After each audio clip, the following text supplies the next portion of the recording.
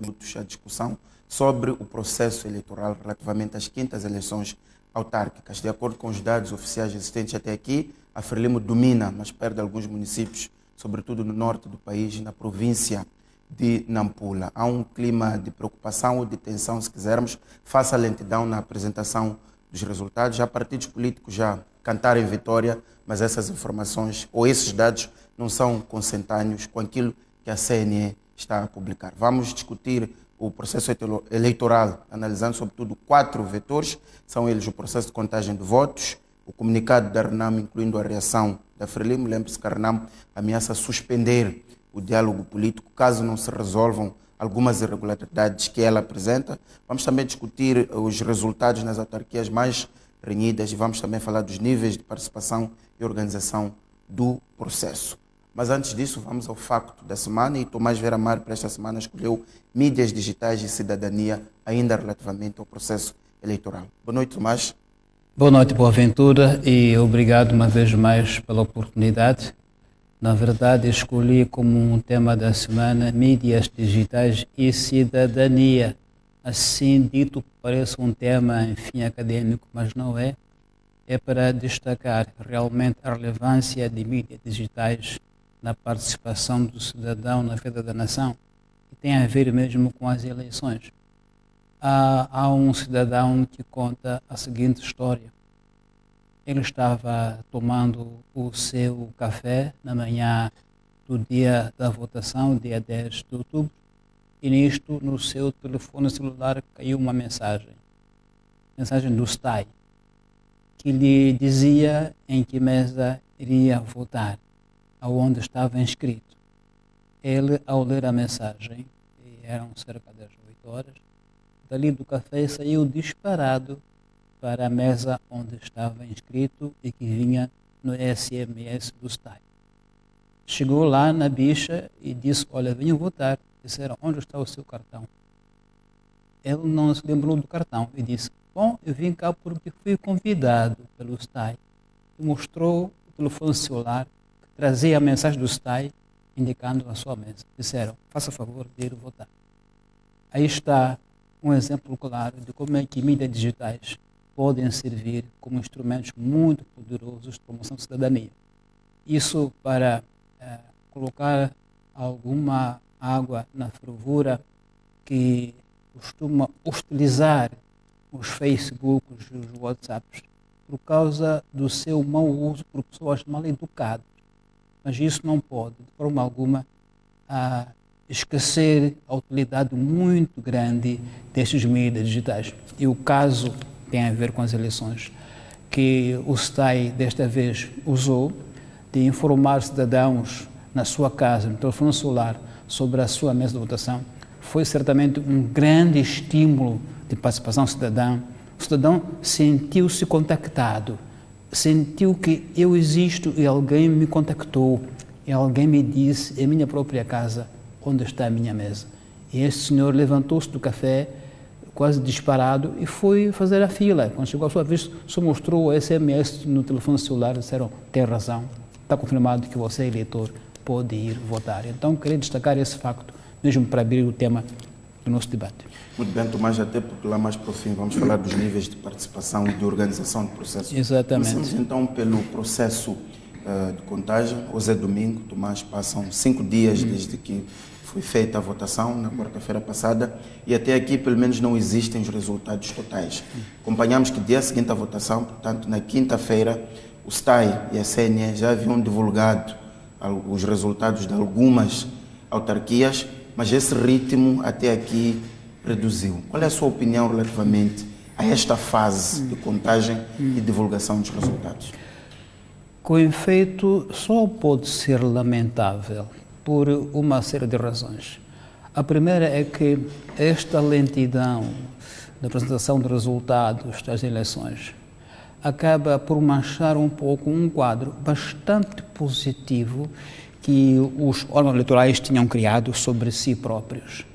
Penso que havia um consenso generalizado de que desta vez a CNE e o STAI se esmeraram, trabalharam com muita qualidade, trabalharam com muito afinco e possibilitaram que os cidadãos fossem votar sem grandes constrangimentos, tirando os incidentes já reportados. Então havia um quadro de satisfação geral das pessoas sobre o desempenho dos órgãos eleitorais desta vez, que abriram as mesas de votação, quase todas elas a tempo, tirando uma ou outra exceção, e portanto estávamos todos satisfeitos com esse desempenho dos órgãos eleitorais. Mas sabe-se de muito tempo que se a votação sempre decorre normalmente com tranquilidade, decorre sem grandes sobressaltos, e é isso que os observadores internacionais muitas vezes reportam, porque depois não ficam para seguir o que se segue da contagem. Se o processo de votação geralmente corre sem sobressaltos, geralmente corre pacificamente, os dias que seguem são os dias de muita tensão. E, portanto, era de esperar que, sendo sabido o clima de tensão que se levanta quando as pessoas esperam resultados, o STAI pusesse toda a sua máquina de apuramento para que evitasse muita ansiedade. E muita ansiedade sempre cria inevitavelmente suspeitas. É simplesmente humano que haja suspeitas. Assim que eu voto, eu declarei o meu vencedor, porque votei nele. O que eu quero é confirmação do meu vencedor. É humano, diga-se. E, portanto, e sabendo nós a nossa história, história de um país que vem de conflito, história de um país que as eleições são sempre um momento de convulsão, era de esperar honestamente que o STAI tivesse em conta esse fator e fizesse tudo o que estivesse ao seu alcance para que o mais breve possível saíssem os resultados. Nos primeiros dias parecia que íamos ter um quadro, uma vez mais, que fosse continuar o clima do otimismo, clima de paz, clima de concórdia que houve na votação.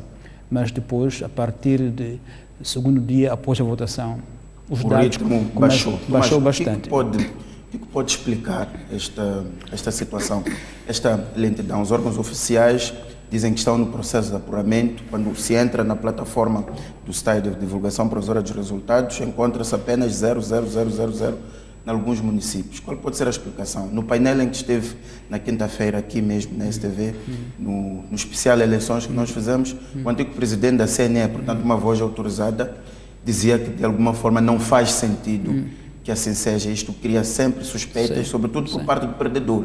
No seu entender, o que pode estar a acontecer nos bastidores? É o seguinte, eu penso que, seja qual for a razão que esteja por trás disso, essa razão deve ser explicada com humildade pelo STAI. Quase diariamente dizer o que é que se passa, mesmo para fazer gestão de expectativas, para fazer gestão de especulações, porque é isso que dá origem a que os partidos políticos venham à rua, cada um reivindicar os dados que tem em mão. E isso não serve o processo. Isso não estimula o eleitor. O eleitor votou e não quer ver que o seu voto, de algum modo, é dado de forma controversa. Quanto mais tempo passar, as suspeitas mais crescem, e mesmo o processo, como eu dizia, da parte inicial, que foi pacífico, foi elogiado e justamente corre o risco de ser manchado para as fases seguintes. E não se pode pensar assim, ainda estamos dentro dos prazos legais. Olha, uma coisa é o anúncio legal, oficial, tudo muito bem, mas outra vez é o nosso contexto. Moçambique não é França, não é Inglaterra, é Moçambique, temos nosso contexto, a nossa história. E, portanto, a lei deve ser interpretada de forma sábia, de forma inteligente. Não dizer que estamos nos prazos, portanto, não há razão para contestar. Isso não acalma ninguém, nem ajuda a que o processo seja credível. Pelo contrário, como dizíamos, só adensa suspeitas, muitas vezes sem razão de ser. E quando os dados aparecerem, ainda que os que suspeitam se vejam nos dados bem representados, já terá sido lançado a confusão. E isso penso que devíamos são 15 eleições municipais, devíamos ter já ultrapassado. Sem dúvida ultrapassado. Mas pelo menos, eu repito, se não é possível, pelo menos que informe o cidadão o que é que se passa. Portanto, acha que o STAI e o CNE diariamente, com sem resultados, diariamente, o que está acontecendo? Diariamente o STAI e a CNE deviam vir a público esclarecer o que é que se passa, para que se acalmem as expectativas, para que se acalmem as especulações, explicar de forma compreensível, simples, para que as pessoas se sintam que somos respeitados. Não há manipulação, há questões concretas sobre as quais somos informados pontualmente e estamos todos cientes do que se passa, porque sem isso realmente é inevitável a especulação e ela traz consigo o vírus da violência. Nós temos disso uma experiência que não vale a pena repetir aqui. Exato. Tomás, falou de confusão e de facto já se assiste a alguma confusão, alguma contradição em relação aos resultados que a CNE vai apresentando e também aquilo que os partidos, que afinal têm delegados nas mesas de votação, portanto também fazem a sua contagem, digamos, paralela. No caso, vimos na cidade da Matola, a Renamo aparece e diz que é legítima vencedora, acompanhamos a mesma situação em Tete, os dados apresentados pela CNE contrariam esta informação. Portanto, temos aqui a iminência de conflitos pós-eleitorais em que o perdedor não concorda com os dados da CNE, mas ela, através da informação que recolhe a partir dos seus delegados, consegue também ter elementos de que ela é vencedora. O que se antevê face a estes cenários? Dei o caso só da cidade da Matola e Tete, mas existem outros municípios onde a situação é esta. Bom, o que se pode esperar de forma serena é que, efetivamente, os órgãos eleitorais venham a público, esclareçam e acalmem os ânimos. E que os partidos políticos, se tiverem motivo suficiente para contestar, obviamente que o podem fazer, mas seguindo os trâmites legalmente estabelecidos. Ou seja, a votação foi feita em condição de paz, em condição desarmada, há órgãos eleitorais criados por acordo entre todos os partidos parlamentares e, portanto, se esses órgãos forem criados por acordo destes partidos, destes órgãos eleitorais, devem estes partidos seguirem os órgãos cuja aprovação foi da sua vontade. E, portanto, a Renamo, o MDM, a Frelimo, seja quem for, participaram na construção deste quadro legislativo. Sabem quais são os mecanismos de reclamação que têm, se têm provas, sabem muito bem aonde recorrer para contestar o que entenderem que correu mal. Só assim que podemos dizer assim, estamos amadurecendo democraticamente. Não se pode, penso eu, de forma alguma, voltarmos a ameaçar eleições com armas. Eu penso que não faz mais sentido. Este povo já mostrou que é um povo de paz, é um povo maduro e, portanto, armas, penso eu, que já estão há muito tempo fora de contexto. Então, é legítimo que quem quer que seja que se sinta prejudicado faça a sua reclamação, mas, obviamente, seguindo o que a lei prevê, seguindo os órgãos que foram aprovados, repito, pelos partidos parlamentares que estão a concorrer para as eleições. Não podem os mesmos partidos que aprovaram esses órgãos e mecanismos depois saírem fora do contexto e protestarem do outro modo que não está na lei. Tomás, outro facto que se nota aqui é a lentidão ou praticamente a inexistência de informação oficial do STAI e da CNE relativamente àqueles municípios mais renhidos. Por exemplo, em Nampula, onde tudo indica que a Renamo venceu a maior parte dos municípios, até agora não há informação sobre a ilha de Moçambique, os resultados na ilha de Moçambique, Angoche, Monapo e Malema. Isto adensa ainda mais as suspeitas de fraude que a oposição neste momento já colocou em cima da mesa. Na verdade, já li bastantes vezes nas redes sociais conjecturas que dizem o seguinte: aparentemente, os resultados são favoráveis ao partido no poder e saem rapidamente. E onde a oposição tem hipótese de vencer, há mais demora. Não sei se isto é mera especulação ou não. De qualquer modo, no mundo político é bom tomar tudo a sério. E, portanto, os órgãos eleitorais, uma vez mais, devem estar atentos a este tipo de especulações, porque é realmente a demora que dá aso a essas especulações, que até podem não ter qualquer fundamento, não tem fundamento. Mas é bom dizermos, uma vez mais, as pessoas são seres humanos, têm sentimentos, têm emoções, têm expectativas, não podemos dizer assim, mas a lei ainda nos permite é bom que a lei seja vista de forma inteligente e sábia e verificar concretamente quais são as exceções que a lei abre. Só quando você percebe onde é que a lei abre exceções e você as usa, você é inteligente. Senão a lei fica um dogma, a lei fica um fetiche, fica algo que você vai adorar sem perceber que essa adoração da lei só prejudica a sociedade. Então, não se pode dizer assim que estamos dentro dos prazos e fica por aí, porque a sociedade não está, digamos, preparada para que você fique até esgotar o prazo que a lei lhe dá. É bom que haja uma interpretação da lei, repito, inteligente e sábia, tendo em conta o nosso contexto. Este é Moçambique, é um país em que as eleições não são motivo de festa, como se diz, são motivo de conflito. E, portanto, todos nós devemos dar o máximo possível para não exacerbarmos as hipóteses de conflito que sempre houve nas eleições. Então, penso que a lei deve ser vista de forma inteligente, de forma sábia, não de modo dogmático, ver apenas a regra, mas, bom, ver também o que a regra dá como exceção, explorar ao máximo a exceção, para que não fiquemos presos na lei de forma legalista, que só traz conflitos quando não somos inteligentes nesse processo. Então, eu acho que, repito, o STAI tem o dever de informar ao público pontualmente, diariamente, qual é o estado da situação. Eu acho que é essa lição que nos dá o nosso país. O que é que as pessoas querem? Querem informação pontual e honesta, verdadeira. Muito bem, tinham posto o sistema eletrônico que as pessoas podiam acessar. Foi um passo muito importante, mas afinal, neste momento, os tais pontos eletrônicos não têm informação nenhuma. E, portanto, pouco valerá de nada que isso tenha acontecido, porque realmente o contexto me parece que tem o risco de derrapar e criar focos de conflito, quando penso que o processo tinha acontecido muito bem, era possível que fosse assim mantido até nos dias de hoje. Tomás, eu insisto nessa questão dos resultados que já são conhecidos a 100%, serem do partido neste momento, não poderia ainda existir a lentidão nos partidos com forte disputa. E dei os exemplos em Nampula, isto vimos ainda hoje, domingo, o caso da Ilha de Moçambique, Angoche, Monape, Malema, há o caso da Zambésia, Alto Moloco, há o caso de Sofala, também Marromeu, onde não existe ainda informação oficial. E este é um dos argumentos usados, por exemplo, com a oposição, no caso Arnam, que pediu já, de alguma forma, que a recontagem dos votos e a validação do seu partido como vencedor.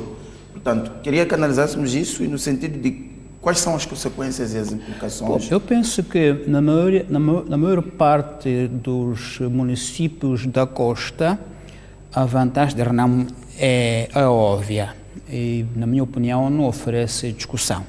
Não oferece discussão a vantagem de Renamo na Ilha de Moçambique, na Cala, Angoche e por aí fora.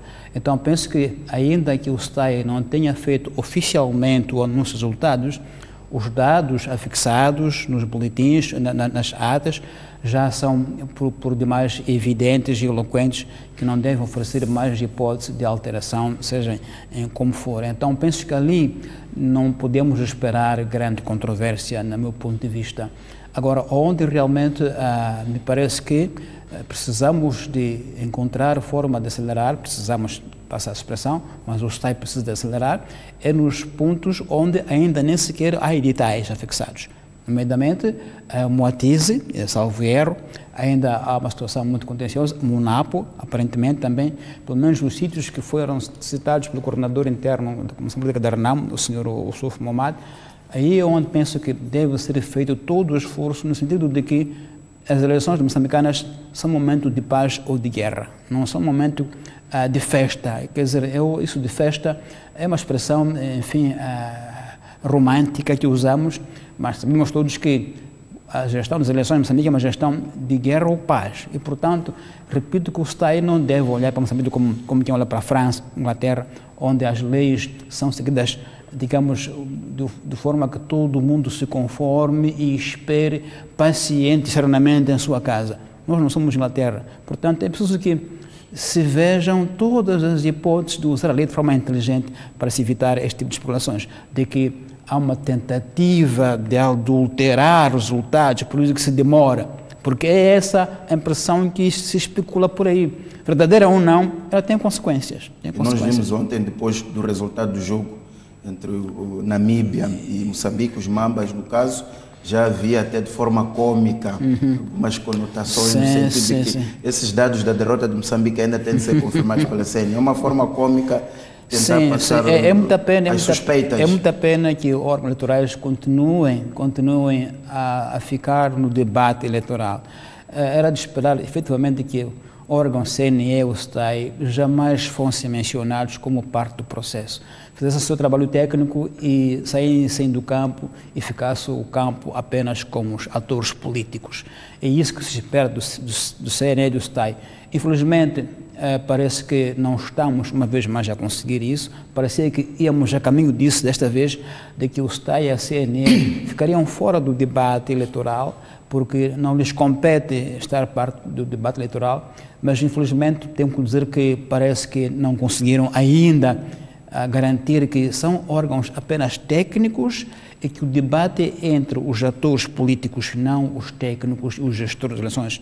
Mas penso que esta situação de termos uma CNE que é mencionada como parte do jogo não poderá ser evitada enquanto a CNE se mantiver como um órgão partidarizado. Acha que a partidarização da CNE tem influência sobre esta lentidão, sobre esta demora? Inevitavelmente. Isso quer dizer que os partidos estão a ter influência na contagem dos resultados? Inevitavelmente. Essa é a minha mais forte convicção, que o facto de a CNE ser, como os partidos políticos, emperra o processo, porque os que estão lá não estão lá apenas como membros de um órgão do Estado de gestão, porque não foi por isso que foram para lá, porque fosse por isso eram por concurso público, mas não, foi indicação de partidos políticos, portanto tem uma menção partidária na CNE, e isso não pode passar despercebido da forma como este órgão funciona. Certamente que, enquanto este órgão se mantiver partidarizado, este tipo de suspeitas vai se manter. Não há como se evitar que isso aconteça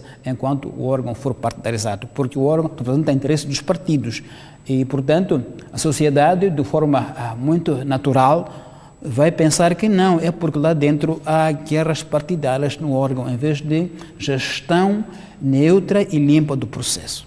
Mas o outro lado da incompreensão neste processo é, num mundo de avanços tecnológicos bastante avançados como o que vivemos hoje, em que vemos as nossas autoridades, o nosso próprio governo, com várias plataformas digitais, portal do governo, e-governo, a própria CNE e o STAI, que conseguem enviar uma mensagem para os cidadãos a chamarem a atenção sobre o dia da votação, conseguem indicar a mesa de votação, a assembleia de voto, tudo isso. Esta mesma CNE não consegue em 5 dias contar e apresentar os resultados. É por isso que eu digo, com todo este aparato que nos é dado e que é positivo, de que estes órgãos estão informatizados, cada vez mais informatizados, então fica-lhes o dever de informar porque é que, apesar disso, não traz resultados. Eu penso que é legítimo o povo pedir que o STAI e a CNE, repito, apareçam ao público tanto quanto possível, explicando o que é que se passa para que realmente se dissipem as suspeitas que existem, porque são suspeitas que nos podem levar a situações que não eram mais esperadas nessa altura do nosso processo democrático. Mas vamos avançar para o posicionamento da RENAM. Vimos ontem o líder, ou melhor, o coordenador interino da RENAM a chamar este processo de um fiasco e a ameaçar romper com o diálogo político. E esta é uma posição que cria alguma tensão, tendo em conta que já há um avanço relativamente ao diálogo político. Há uma equipe de peritos que já está em Moçambique, há um grupo de países que já estão dentro do processo para o apoiar, e depois paira aqui este ambiente de tensão, que no fundo sempre acompanhamos logo que termina um processo eleitoral no nosso país. Quais podem ser as consequências destas declarações da RENAM?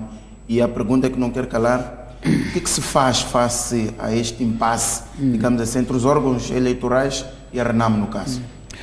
Bom, eu quero crer que o senhor Ossuf Momad deu este alerta apenas para exprimir a sua preocupação naquilo que para a RENAM é um processo que está ficando manchado por eventuais irregularidades. Não creio que sejam palavras que devam ser tomadas à letra. É uma forma de luta, me parece, e eu acredito profundamente que o nível em que chegamos no diálogo democrático deve ser irreversível. E repito que é legítimo que qualquer partido que entenda que o processo decorreu com irregularidades, é legítimo que ele proteste, mas proteste seguindo os trâmites legalmente estabelecidos. Não pode ser através de armas, porque é preciso provar a fraude. É preciso provar, seja o que for, que entenda que foi irregular, mostrando nos órgãos legítimos essa fraude e, sobretudo, a RENAMO tem nisto a grande fraqueza, ela sempre coloca reclamações fora dos prazos ou fora dos métodos processuais. E isso muitas vezes faz com que as suas queixas nunca se conheça a sua verdade. Porque os órgãos dizem, não é aqui onde você deve apresentar queixa, ou dizem que apresentou queixa fora do tempo. E, portanto, a RENAMO, com esta lição aprendida de vários processos, deve reunir aquilo que entender que são matérias controversas e encaminhá-las atempadamente, ponto 1, ponto 2, aos órgãos corretos, para que todos nós saibamos, no fim do dia, o que é que a RENAMO reclamava, se é ou não é verdadeiro, porque é isso que é importante saber, e quem é que será responsável se os órgãos provarem a sua reclamação. Não pode ser por via de armas, porque assim nunca provaremos se a RENAMO tem ou não tem razão. Nunca haverá provas para o público verificar tem razão ou não, e se tem razão, quem é que foi o culpado e como é que esse culpado pode ser punido e amanhã se evitar. Com as armas jamais saberemos qual foi de facto o problema, onde é que o problema nasceu e quem é o responsável do problema. E isso acho que não adianta muito a nossa sociedade não podermos ter evidências para que amanhã se coloquem elementos que impeçam tais fraquezas ou tais atos legais. Eu acho que só assim poderemos realmente dizer que estamos a amadurecer num processo, estamos a seguir os trâmites legais, estamos a provar com A mais B quem é que suja o processo. Com armas, jamais isso provaremos. Portanto, a RENAMO tem de saber queixar em tempo útil e tem de saber o processo. Encaminhar o processo às devidas autoridades competentes. Mas há aqui alguns aspectos que o coordenador da RENAMO aponta, por exemplo, no distrito de Marromeu, onde diz, passo a citá-lo, né, com 39 mesas, quando a Frelimo se apercebeu que a RENAMO levava vantagem em 29 mesas, a mando do partido Frelimo, o chefe de operações de História, acompanhado pela PRM, foram retirar o material de votação.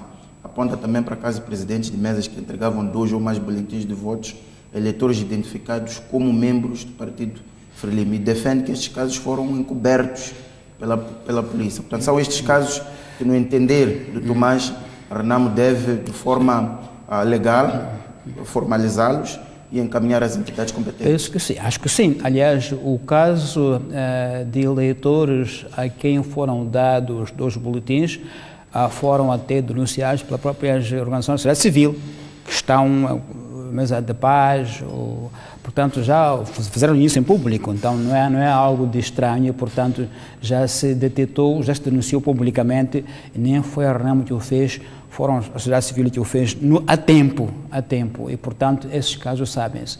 Em Marromeu, eu ouvi o STAI dizer o seguinte, enquanto decorria a contagem, membros da RENAMO que estavam nas proximidades terão visto ou ter-lhes aparecido que a um certo instante havia mais votos que estavam a ser identificados a favor da Frelimo. E esses membros terão começado a tirar pedras para a sala da contagem. Tirar pedras para a sala da contagem e aí pediram apoio da polícia para se proteger o material eleitoral. É quando a polícia interviu para proteger os coordenadores e também proteger o material eleitoral, porque é a sua função garantir a segurança material. É assim que a polícia levou, digamos, as caixas para protegê-las da situação de violência que estava a gerar. Tudo isso deve ser investigado com serenidade. As balas não vão investigar nada, a RENAMO fazendo guerra não vai investigar nada, e, portanto, nenhum de nós ficará a saber o que é que se passa na verdade. Então, eu penso que, se estes fatos ocorreram, o STAI já comunicou como é que ela própria os averigou, penso que deve ser investigado e os órgãos devidos devem dar a última palavra. Esses casos podem acontecer, em qualquer parte do mundo acontecem, mas não penso que é sempre com armas que se resolvem. Definitivamente não é. é através de processos de investigação serenos, eu repito, para que saibamos uma vez por todas de onde é que vêm as crises eleitorais em Moçambique, se é o caso, e possamos ter medidas preventivas para que isso não ocorra no futuro. Penso só assim podemos todos estar mais informados, mais educados e mais seguros no futuro. Muito bem, Tomás, face a estes acontecimentos, também assistimos situações de violência física, no caso de Chimoio, o Futuro-Tejo, no caso da Zambésia, especialmente em Alto Moloco, a polícia também teve de intervir. O que antevê? Há o risco de o país, terminado este processo, entrarmos numa situação de crise eleitoral, e que implicações é que esta crise eleitoral, se houver, ela pode influenciar o ritmo do diálogo político, que neste momento está a bom curso? Nós estamos aqui a exprimir preocupação sobre o que tem ocorrido, mas honestamente creio que não estamos a um nível de descontrole. Creio que o nível em que estamos ainda é um nível de controle perfeito e pontual e efetivo, até porque há um espírito que a ocorrência em massa às urnas mostra que o que o povo quer. O povo quer a paz, quer poder escolher em paz. E, portanto, ou essa mensagem é entendida pelos nossos dirigentes políticos, ou então eles não percebem o povo deles, o nosso povo. Penso que não há elementos que nos possam pensar que o processo vai derrapar. Não. Penso que estamos em condições muito perfeitas de controlar a situação e repor... Mesmo com este posicionamento em força da RENAMO? Como eu digo, a RENAMO, que é um partido experiente e maduro, terá reunido os elementos que entenderem que são elementos probatórios e vai os canalizar aos órgãos devidos. A RENAMO não se vai satisfazer em voltar aos tiroteios, deixar tudo como está. Se ela tem elementos probatórios de irregularidades, é um partido maduro, penso que já os reuniu, já os encaminha aos órgãos devidos para que haja julgamento e decisão final. Então, eu mantenho a esperança e quase a certeza de que temos ainda um clima bastante positivo de paz. Os acordos, agora a implementação do desarme da RENAMO, a integração no Exército, são acordos muito fortes e históricos, não nos esqueçamos. Então, penso que sim, temos condições para ainda este processo se mantiver em condições pacíficas e que nos glorifique como povo. Penso que a RENAMO e o Governo estão atentos a isso e leram a mensagem da votação.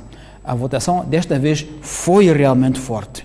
Foi realmente forte e não se pode ignorar esse facto. Foi realmente forte, uma mensagem muito forte de que as populações estão conscientes dos seus direitos e querem ser governados em paz. Então, eu creio quase certo que isso se vai ultrapassar rapidamente.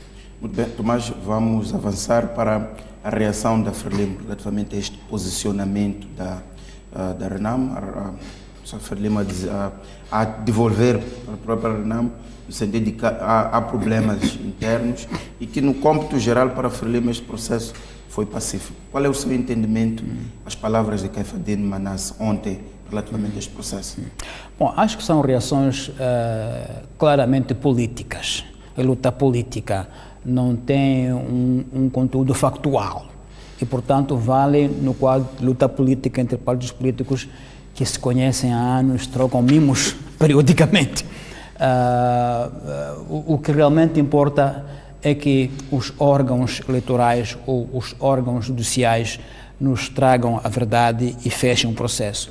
Sempre haverá troca de palavras partidárias entre estes partidos ou outros quaisquer e é natural que a FRELIMO tenha reagido, porque o tom do Sr. Suf Momad também foi muito partidário, porque menciona o governo, o presidente Nyusi, e, portanto, creio que a FRELIMO sentiu-se no direito de responder.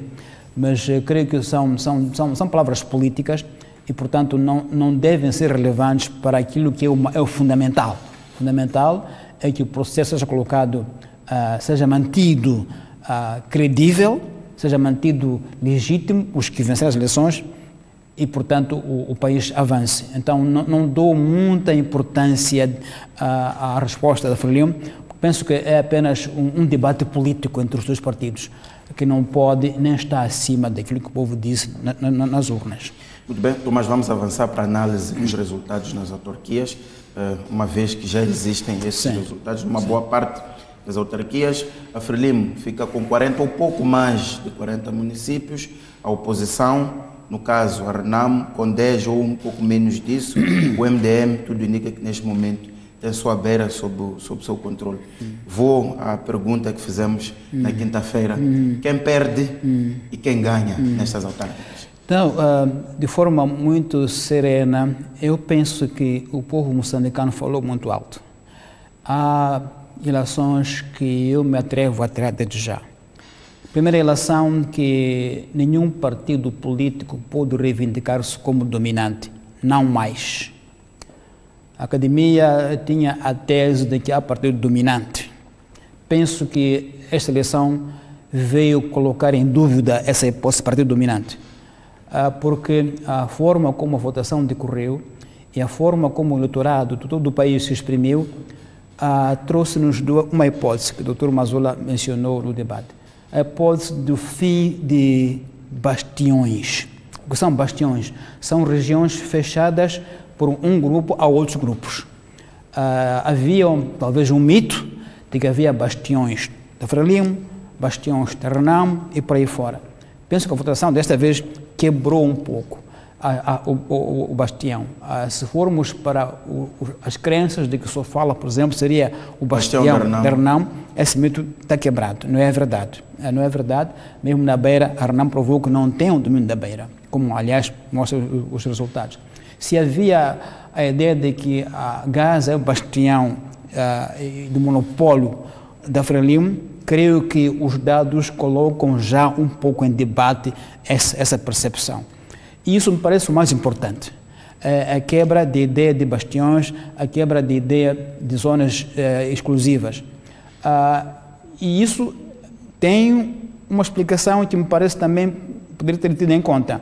É que os bastiões estavam ligados provavelmente às gerações de eleitores que vão sendo superadas por gerações novas, que não têm mais referência nas razões do bastião. Portanto, a juventude vai não só substituindo os que vão morrendo, mas também superando em número os que votam. E isso é um dado muito importante, uma mensagem muito importante. Segunda mensagem, que como consequência desta, é que se os partidos políticos no Parlamento, por exemplo, não sabiam dialogar, votavam em número de maioria ou minoria, se isso era a praxis no partido, no Parlamento, assembleias municipais, diz agora o eleitor, agora tem que negociar. Necessariamente negociar, dialogar e assumir compromissos. Uma mensagem muito forte. Agora ninguém governa mandando. A governação é dialogando, é negociando, fazer compromissos. Como é que isso se faz? Os partidos políticos que estão maioria na Assembleia, maioria simples, não é? Têm que saber negociar fora da Assembleia. Previamente, nos cafés, nos encontros com os outros partidos, para ter consensos. Isso é bom para a democracia e para a governação? Claro que é muito bom. Claro que é muito bom, porque não se pode ver, não se pode ter, porque as maiorias criam unanimidade. Unanimidades são sempre burras, porque ficam fechadas em si próprias, ficam com crenças absolutas. E, portanto, eu acho que isso é um grande avanço. Que agora a mensagem fundamental é que, meus senhores, ninguém mais acha que tem a verdade. Não há mais omnisciência. É preciso diálogo, é preciso negociação, é preciso compromisso. Isso é mais importante do que quem ganhou, quem perdeu. Acho que, em termos gerais, essa é a mensagem que me parece... Essa ideia de que nenhum partido é dominante. Sim. Até porque, pelos dados existentes até aqui, em todas as assembleias municipais vai haver oposição. Sim. É muito todas importante. As assembleias vai haver e oposição. Atenção, os partidos aí minoritários têm muito poder. Têm muito poder, talvez mais do que imaginem. No caso do MDM... Porque são eles que desempatam. Exato. E, portanto, vão ser muito procurados. Que vai viabilizar alguns governos ou inviabilizar. Ou inviabilizar, no Portanto, terão que ser muito procurados, e isso é muito importante. Quer dizer que as minorias vão ter força nas assembleias. Porque se os dois que são os primeiros ficam empatados, quem desempata é a minoria. E ela pode dizer assim, a condição de um desempatar é este, ceder aqui, ceder ali. E, portanto, quer dizer que neste nosso sistema há a hipótese, que é sistêmica, do próprio sistema, de a minoria ser ouvida. sem a qual há de haver sempre. Qual é a antevisão que faz das tendências desta minoria? Falemos exatamente do MDM, sim, por exemplo, no caso da Matola, ela vai ter um papel crucial de inviabilizar o governo municipal, sim, ou viabilizar. Sim. Por aquilo que temos acompanhado, as coligações, as associações que se fazem entre esses partidos, para que lado é que acha que vai pender o MDM, não só no caso da Matola, mas olhando para os municípios Eu todos? penso que será talvez caso a caso, mas se quisermos analisar do ponto de vista da gênese dos partidos, podemos dizer o seguinte: o MDM nasce como dissidência na Renamo. E, portanto, historicamente, há uma relação de suspeita mútua Renamo-MDM.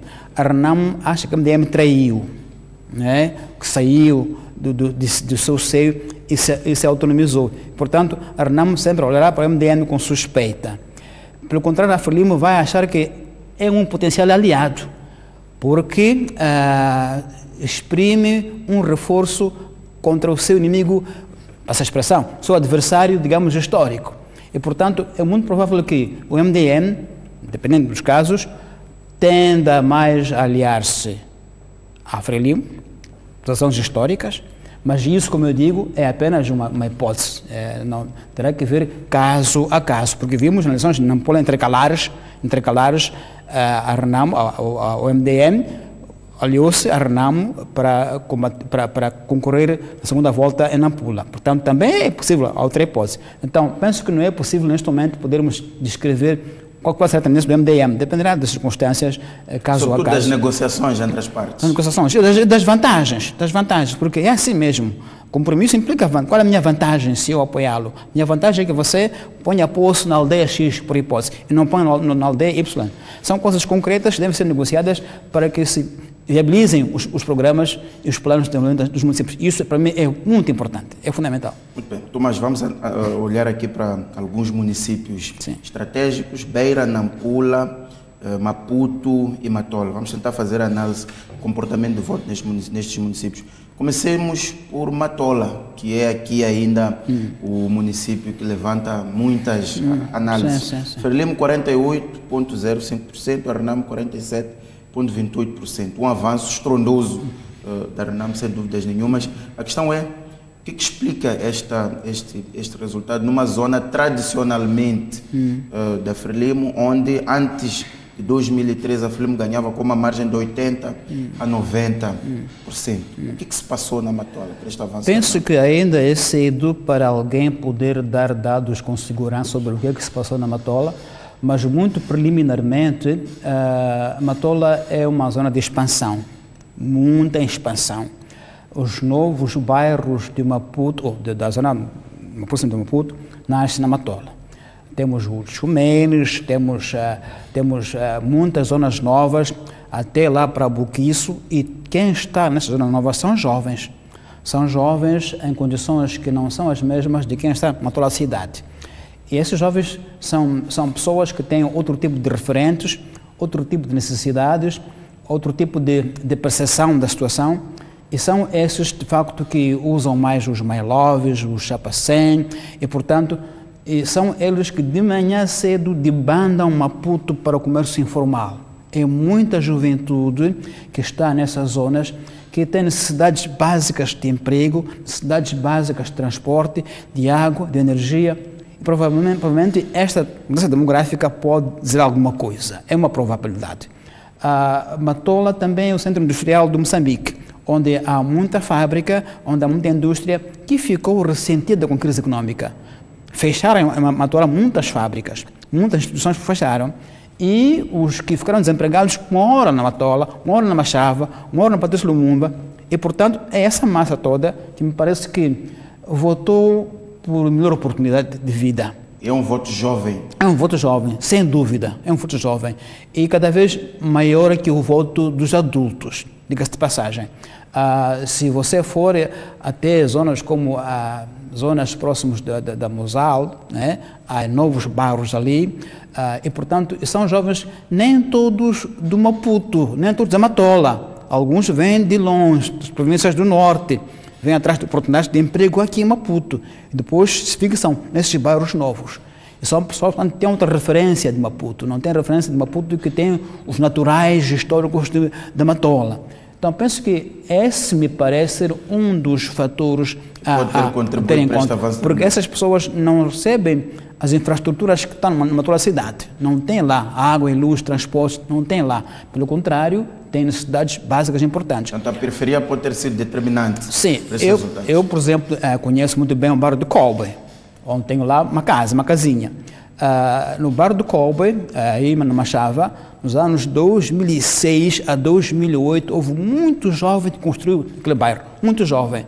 A partir de 2007, quase ninguém mais entra no Coube. Basta chover, ninguém mais entra. Muitos jovens abandonaram casas no Coube que compraram com dinheiro do banco.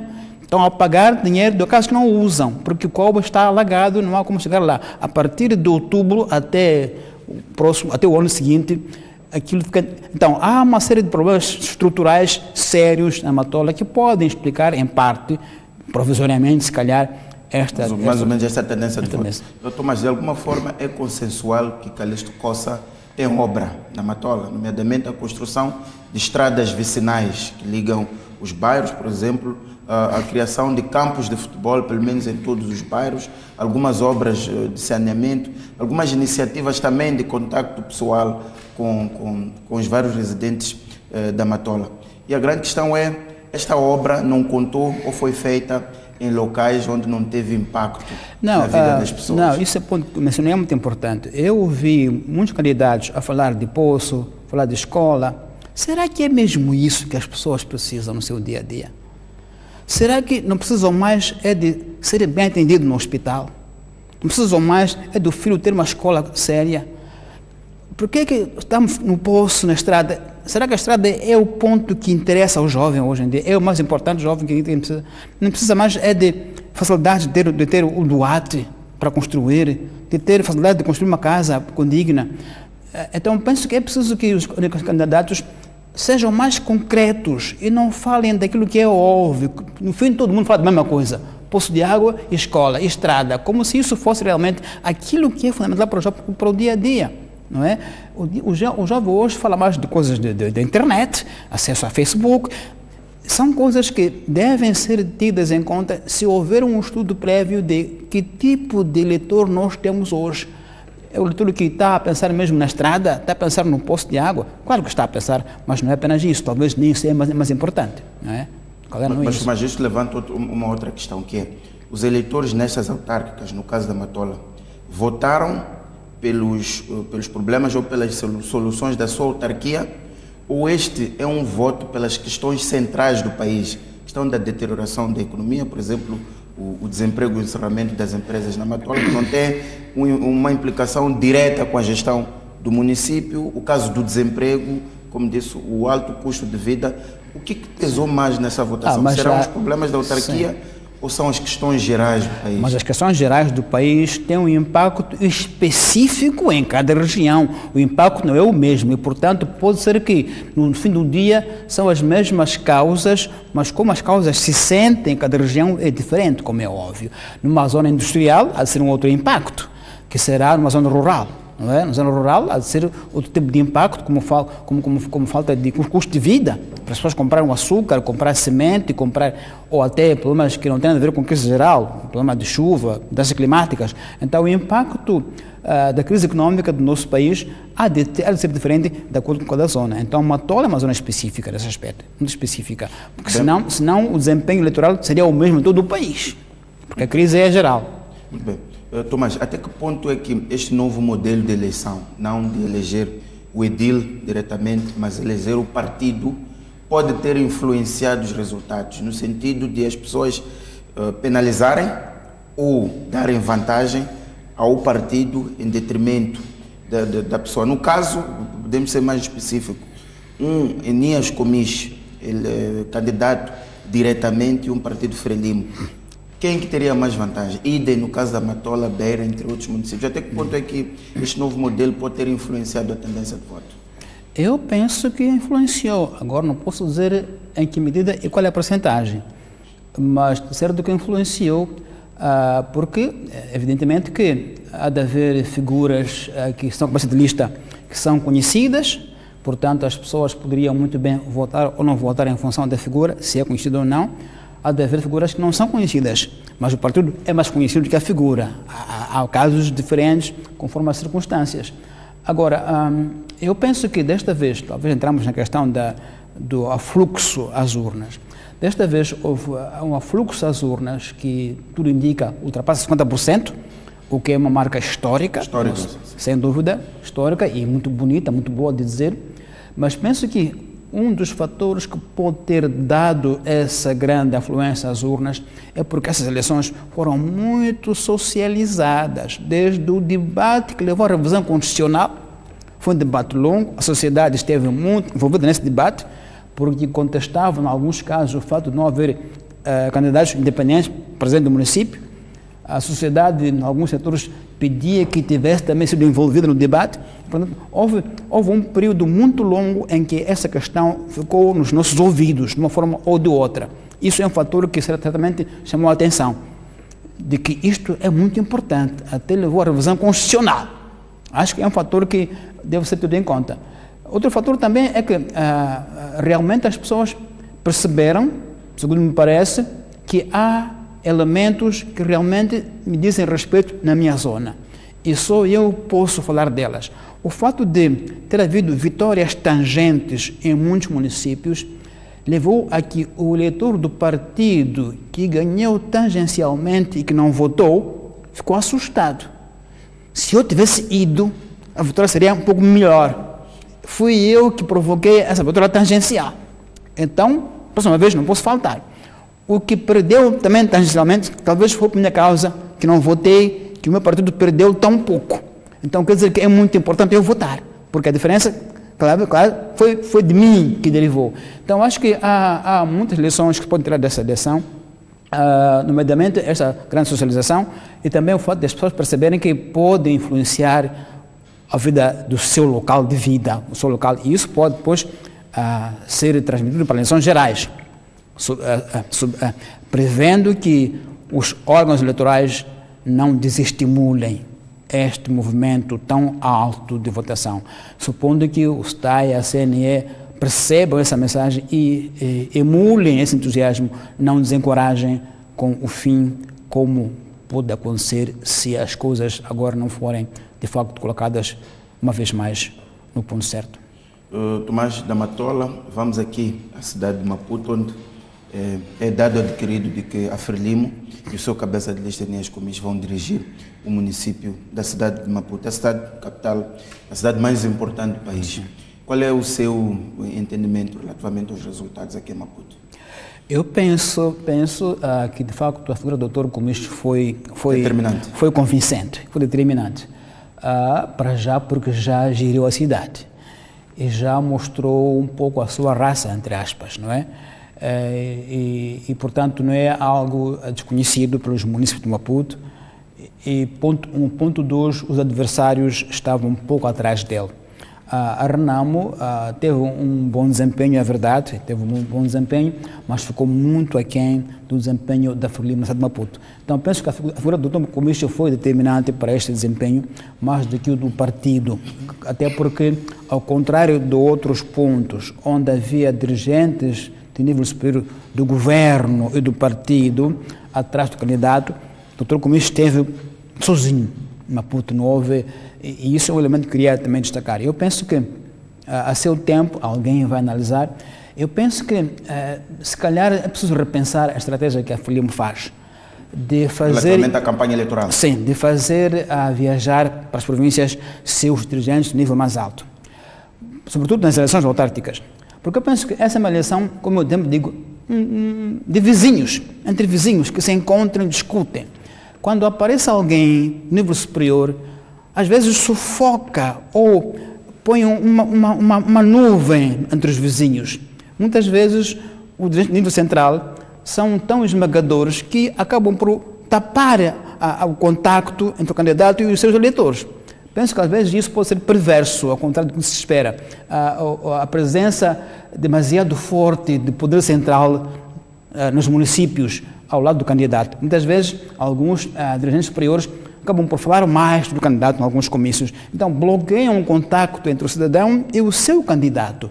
E isso penso que pode ser também uma questão de debate em algum momento, dentro da FRELIMO, obviamente, sobre se esta metodologia é ou não é eficiente, se não é, se calhar, pelo contrário, perversa. Bem, por mais isso, vimos na campanha, por exemplo, cantores como Mr. Bau, a irem a Nampula, cantarem em Xangane, numa campanha eleitoral para as autarquias. Eventualmente, os eleitores podem receber isso com alguma animosidade. Não, eu penso que sim, em termos de comunicação, penso que é muito importante o ponto que mencionou. As pessoas querem sentir-se em casa, sentir-se entre elas e sentir que somos autônomos. O que é uma autarquia? É um lugar autônomo. E, portanto, é preciso que os que fazem estratégias de comunicação e marketing dos partidos percebam isso. Isso é muito importante, realmente. Eu, quando estava na mídia, em termos de ativo, fui cobrir as eleições de 2003 em Quamba. Ouvia a rádio comunitária local transmitir um modelo de programa de educação cívica, creio que do STAI, em que o diálogo era de pessoas de Matola, que a rádio do Quamba retransmitia. As pessoas reagiam muito mal. Mas Matola é lá longe. Por que trazem programas de Matola para aqui, para Quamba? Então, essas questões de localização são muito importantes, realmente, quando falamos de problemas autárquicos. Mesmo para casos de músicos, pode ser algo que parece trivial. Não é trivial. Conta muito para a ideia que o local entende do seu espaço, do seu valor, na sua zona, neste tipo de eleições. Muito bem, Tomás. Um dado sobre relativamente à cidade de Maputo. Vimos que a FRELIMO e o seu cabeça de lista, Nias Gomes, ganharam na escola secundária da Pulana, na escola secundária Josina Machel, portanto, zona cimento e, digamos, zona de elite ao nível da cidade capital, onde tradicionalmente não é assim, ganha a oposição. Qual pode ter sido o elemento aqui? Este é o voto conservador, o voto de quem vê em Nias Gomes um símbolo, um antigo ministro da Economia e Finanças, alguém com um peso importante para dirigir a capital do país? Penso que sim, mas também, pelo menos em teoria, nessas zonas moram funcionários do Estado, funcionários mais ou menos do nível médio-alto e, portanto, pessoas já com alguma estabilidade e, portanto, são pessoas que, em teoria, não estão disponíveis para grandes mudanças, grandes aventuras sem segurança e, portanto, preferem voltar na segurança. Digo, em teoria, pode não ser verdade, mas essa minha hipótese pode ser colocada. São pessoas já estabilizadas e, portanto, a ideia do Dr. Gomes os tranquiliza, até porque ele foi muito bem votado em 2003, repita-se isso, e alguns setores, isso é público, ficaram um pouco perplexos quando ele não pode ir ao segundo mandato em 2008. E, portanto, é alguém que é conhecido e com uma postura até simpática como pessoa. Então, não me espanta muito que a parte nobre de Maputo tenha votado o Dr. Gomes em massa. Não me espanta muito.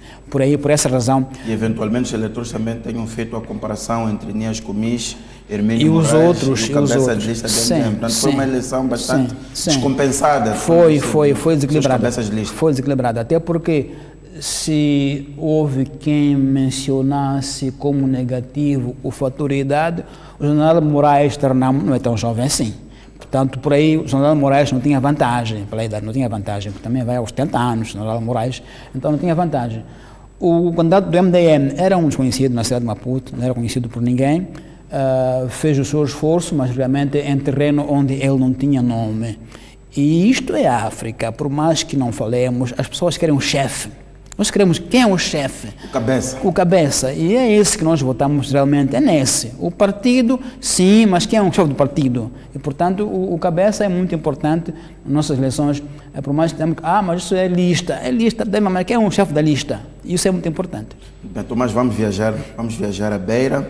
Temos o MDM em primeiro, a FRELIMO em segundo e o Renamo em terceiro. A Renamo jogou tudo nessas eleições, colocou como cabeça de lista o seu secretário-geral, que sai de alguma forma beliscado, tendo em conta que a Renamo queria ganhar o município da Beira. Qual é o sentimento? Comecemos por Davis Semango, que vence, tudo indica na tangente, se a maioria na Assembleia Municipal é uma daquelas cabeças de lista que vai ter que negociar. Sim. A minha leitura primeiro é que eu tinha ainda uma curiosidade de saber sobre se o MDM tinha uma base realmente forte na Beira ou se ela roubava, entre aspas, bases da Renamo quando a Renamo se ausentava dos processos.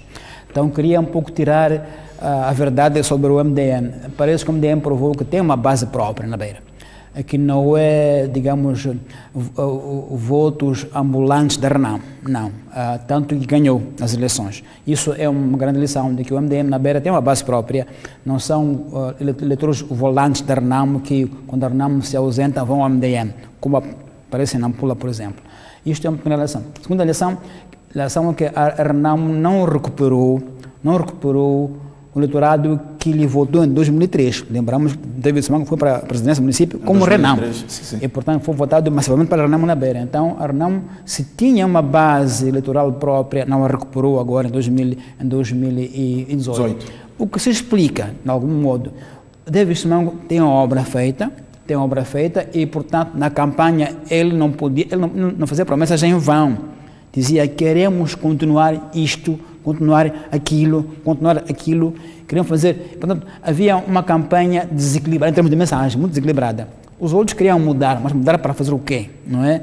E, portanto, ali, David Simango tinha uma mensagem mais concreta, prometia bairros com número de casas concretas.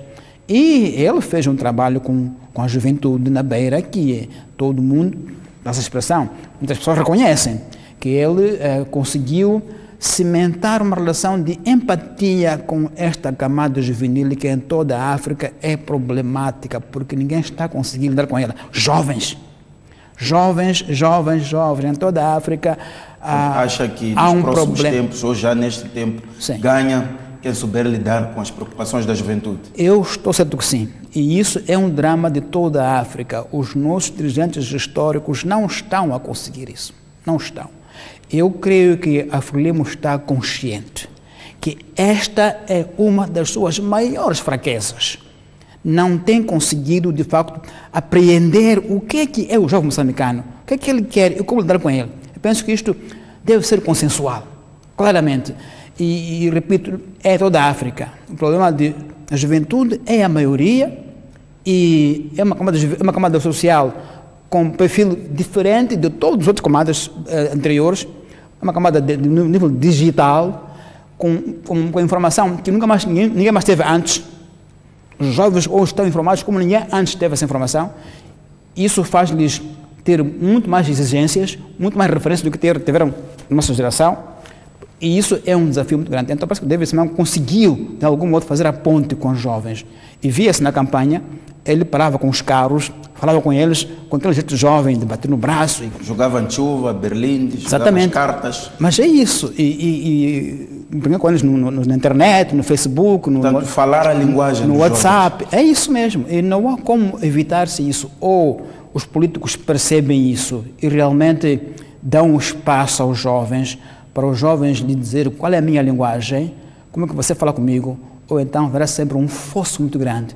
E depois cria-se esse mito. Esses jovens vendem um país. É um mito. Então, o que fazer? O que fazer? Porque cria-se uma espécie de uma barreira para não discutir sobre os jovens. Os jovens de agora não são fiáveis. Vamos meter Moçambique. Mas é o povo do futuro. Então, não pode ficar por aí. Então, penso que o David Simango deve ter conseguido, parece que sim, uma linha de contacto com os jovens. Porque via-se no seu contato com os jovens e via-se nos comícios que, de facto, ele estava com muito jovem.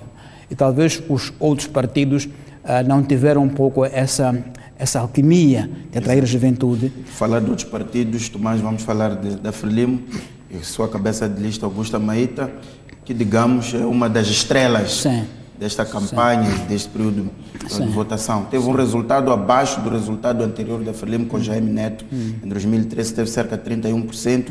Neste caso, a Frelimo consegue cerca de 29%. Portanto, baixa em cerca de 2% de votação. Eu penso que sim, é uma indicação de que aquele espaço aí é da oposição. Por enquanto, é da oposição. Se há movimentação entre Renamo e MDM, não há dos dois para a Frelimo. Pelo contrário, parece que cada vez mais há uma erosão do lado da Frelimo. em relação aos outros partidos, porque é o que desceu em Sofala. Então parece que ainda há roubo, entre aspas, à Frelimo, ou pela RENAMO, ou pelo MDM. O que, em parte, pode explicar uma ideia que existe. A Beira é uma cidade muito complexa, com várias sensibilidades sociais e pessoas de várias origens, e tem uma sensação própria de segunda cidade. Segunda cidade em todo o mundo é uma cidade sempre rebelde. Se for para Portugal, encontra o Porto. Se for para Luanda, encontra Benguela. Então, sempre, a Frelimo é Maputo. A Frelimo é no sul. É um mito, porque não é verdade. Mas é assim que as pessoas funcionam. Muitas vezes, né, quando você fala na Beira da Frelimo, há uma reação quase epidérmica de rejeição. E se calhar é isso que o tempo não conseguiu sarar. Mas também a Frelimo na Beira teve momentos de alguma conturbação interna, dos órgãos internos. Culminou com a saída do primeiro secretário, do secretário da cidade, incluindo a governadora. E isso penso que pode ter tido um efeito negativo nas bases do género. Bom, nós aqui estamos mais ou menos sem direção, há muita divisão interna, isso pode ter desanimado. Por ter acontecido mesmo nas vésperas do processo eleitoral. Sim, foi nas vésperas. Assim mesmo, penso que a indicação da jovem Augusta parece que foi acertada, porque não deixo de fora a hipótese de, se não fosse essa juventude, o desempenho teria sido pior. Talvez pudesse ser pior. Então, essa hora juvenil da Augusta, sendo uma menina, uma jovem, e com um discurso para a mulher, agora é a nossa vez, isso penso que até deve ter ajudado a que a percentagem não fosse mais baixa. Acho que sim. Sobretudo se olhar para Augusta Maíta no médio e longo prazo, não no sentido que a guerra acabou agora. Claro, como uma aposta, como uma semente que vai crescendo e vai talvez alargando a sua base e se vai tornando cada vez mais sólida no seu discurso. Pode ser assim. Até porque no próximo ano há novos desafios, como a eleição para os governadores provinciais e ao nível da Assembleia da República. Exatamente. Tomás, Manuel Bissop, secretário-geral do partido, sai de alguma forma derrotado completamente, está na pior posição, em terceiro lugar, volta à Assembleia, é um secretário-geral que volta fragilizado. E a própria RENAMO, como dissemos no princípio, deixa de chamar Sofala, Beira concretamente, do seu bastião.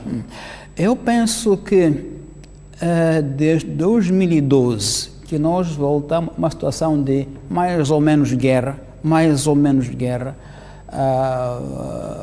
em vários pontos de Sofala, onde a guerra mais se concentrou, onde a guerra mais se sentiu, e Beira é a capital de Sofala. Penso que é de considerar a hipótese de que esse retorno a guerras mais ou menos itinerantes em Sofala possa ter afetado a RENAMO. As pessoas sentem algum cansaço, é uma hipótese, algum cansaço de que, bom, nós aqui estamos toda hora a ser fustigados pelo conflito. Provavelmente isso pode ter erudido um pouco a imagem da RENAMO em Sofala.